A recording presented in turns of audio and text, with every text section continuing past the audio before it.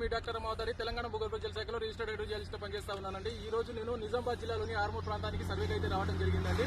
సర్వేలో భాగంగా నేను ఈ రోజు అబ్జర్వ్ చేసింది ఏంటంటే ఇక్కడ ఈ గత అంటే 15 సంవత్సరాల కిందట వేసుకున్నటువంటి బోర్ అండి. ఈ బోర్ గత 15 సంవత్సరాల నుండి కంటిన్యూ ఫ్లో అంటే 2.5 ఇంచులు అయితే ఫ్లో అవుతా ఉందని చెప్పేసి రైతు అయితే చెప్తా ఉన్నాడండి.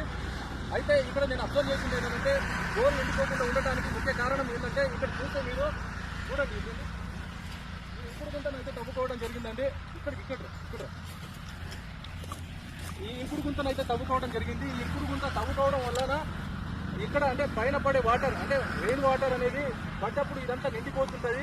ఇక్కడ ఉండే ఏదైతే గ్యాప్లు ఉంటాయో మనం అంటాం కదా ఇంగ్లీష్ లో ఫ్రాక్చర్స్, అవి డీపర్ జోన్కి వెళ్ళి అవి నిండుతాయి. కాబట్టి ఇక్కడ నిండిన వాటర్ ఇక్కడ రీఛార్జ్ అవుతుంది. కాబట్టి ఈ రీఛార్జ్ నుండి డిశ్చార్జ్ అంటే ఇక్కడ నుండి మళ్ళీ రిటర్న్ తోడుకుంటారు. కాబట్టి వాటర్ అనేది బోర్ ఎప్పుడు ఎండిపోకుండా గత 15 సంవత్సరాల నుండి సేమ్ అంటే 2 నుంచి 2.5 ఇంచుల వాటర్ అయితే పోతా ఉందని చెప్పేసి రైతు మాటలు అయితే నేను తెలుసుకోవడం జరిగింది. సో తెలంగాణ రాష్ట్ర రైతాంగానికి నేను తెలియజేసేది ఏంటంటే మీ భూమిలో కనుక ఒకవేళ బోర్ వేసుకుంటే తప్పకుండా ఇలాంటి రీఛార్జ్ అంటే ఒక రెయిన్ వాటర్ హార్వెస్టింగ్ అంటే ఇలాంటి ఫిట్స్ మీరు ఓపెన్ చేసుకోవాలి. కన్స్ట్రక్ట్ చేసుకుంటే తప్పకుండా ఇలాంటి బోర్ ఎండిపోకుండా జీవితకాలం మీకు ఉంటుందని చెప్పేసి ఒక జియాలజిస్ట్గా మీకు విజ్ఞప్తి చేస్తూ ఉన్నానండి.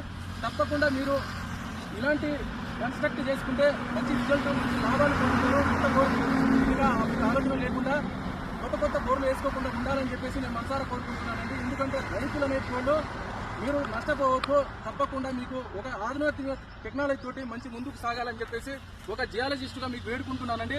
సో ధన్యవాదాలు, థ్యాంక్ యూ.